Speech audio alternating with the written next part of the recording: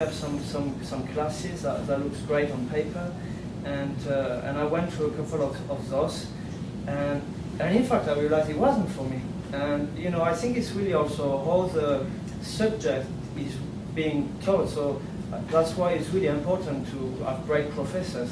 And at that time, as well as going to those more ecological classes, I took like a neuroscience introduction, and the teacher was amazing.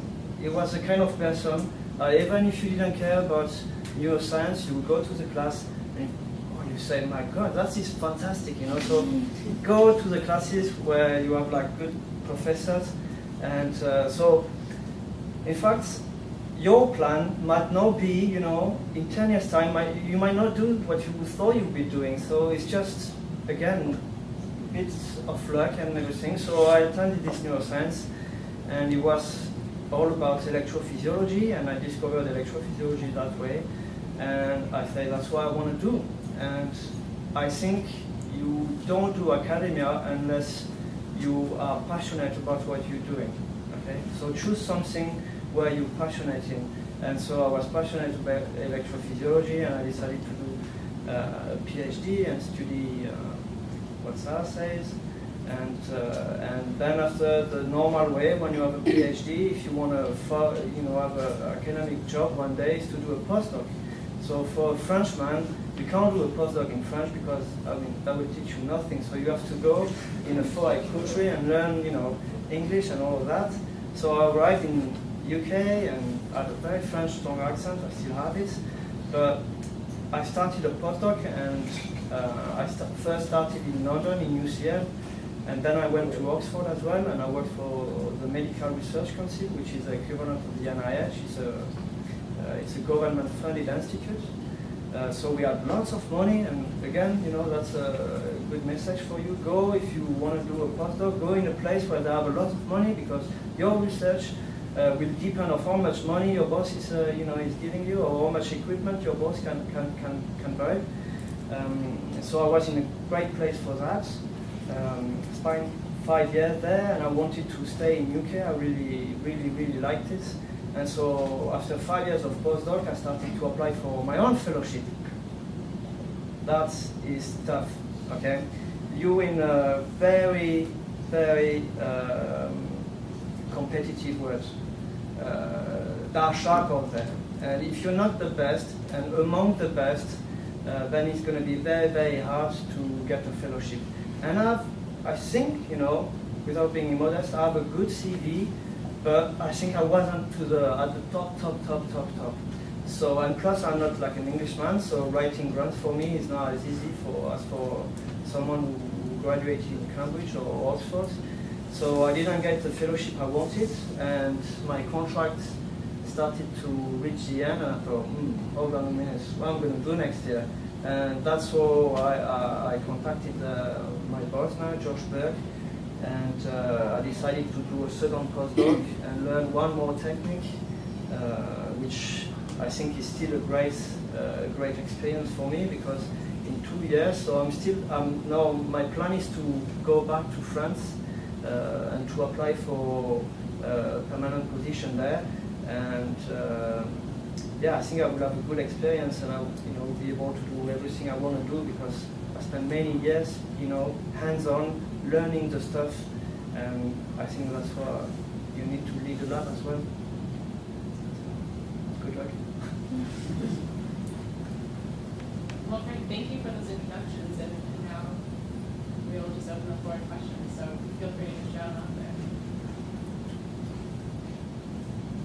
I have one. Can you tell us more about how you got into the tobacco research? You said if there's time, but I'm really interested. Okay.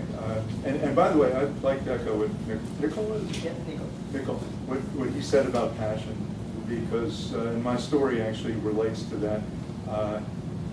I think it's really hard to make it as an academic unless you're passionate about what you're doing. I think you get bored too quickly. So I started out, as I said, I was working on the leukemia chemotherapy sort of as a backdrop for working on technological change processes and quasi-market settings. That's the way I justified it as an economist and as an economics PhD. I was working on that. I got this like a postdoc out at Stanford. There was, at that time, there was a branch of the National Bureau of Economic Research out there who was run by the guy I guess you would call the godfather of the field of health economics.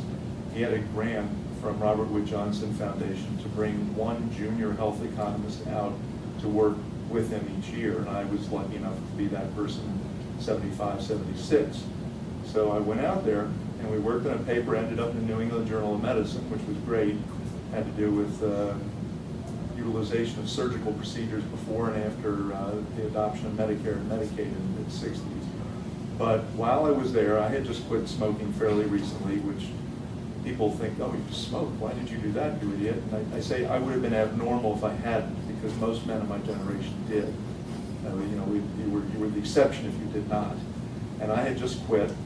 I was feeling really stupid being a smoker while I was teaching in public health. Although at that time, I would say that probably half of the public health professors were smokers, and they were smoking in their offices.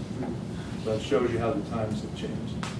So I'm out there, and I pick up the San Francisco Chronicle, and there's an article that said, and this is a verbatim quote, "The anti-smokers are wasting their breath because adult per capita cigarette consumption, which is total cigarettes divided by the population over the age of 17, is not much lower than it was the year of the first Surgeon General's report, when the government came out with its first big report in 1964. Here we are in 1975, so it's 11 years later. And they're saying you haven't seen a really big decline in smoking, so it's not working. About 3 or 4 weeks later, there's another article that says a new government survey shows continuing declines in the percentage of adult Americans who are smokers. So that struck me as a little incongruous. How do you have no change in per capita consumption, but a decrease in the percentage of people smoking? The only way that can happen is if you've got the remaining smokers smoking more cigarettes than they all used to do, which didn't make any sense. And it just so happened, and this is one of the things that I hope will happen to you all at some point, I was sitting in on a seminar that had nothing to do with smoking at the National Bureau of Economic Research, and the guy was talking about how he had envisioned the problem he was dealing with, and the light bulb went off for me. I said, I understand how to address that question. So that the first newspaper analysis that per capita consumption was about the same as it had been before, therefore there was no effect to all this anti-smoking publicity, was the wrong question.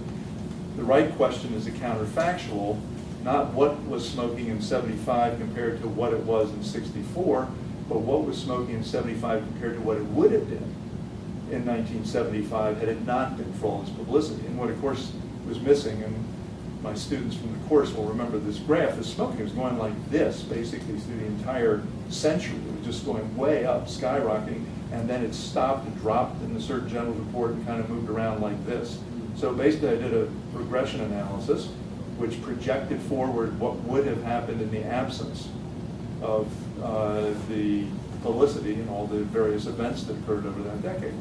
And so what happened here that was really kind of fun or interesting for me, when I published my other papers on the medical technology stuff and cancer chemotherapy, I was getting lots of nice comments from other academics. Oh, that's very interesting, clap, clap, clap, congratulations. And so I published this first paper in 1977 in the American Journal of Public Health showing this analysis. I published another one the next year in the Journal of American Statistical Association that showed that what was going on about the underreporting, or about the people reporting smoking, is that they were underreporting more because the stigma associated with smoking was rising. So they're actually lying more about their smoking, which helped to explain some of the change in reporting accuracy. So I write this paper, I publish the paper, and all of a sudden I'm getting letters from, and these were honest to God letters, I know you all don't know what those are, but they were written communications. There was no email back then, anything like that. So you mean texts, right? Yeah, right, exactly. Snail mail, it took a week to get from one place to another, handwritten. And it was from the executive vice president of the Tobacco Institute. Now, the Tobacco Institute in those days doesn't exist anymore. In those days was the tobacco lobby, the tobacco industry lobby. And I thought this guy was just being a nice, pleasant, colleague-like person. He was congratulating me on having discovered with publicly available data what the industry had known with its own proprietary data, and that nobody else had been able to figure out. So he's congratulating me. 3 or 4 letters go back and forth before I finally figured out he was trying to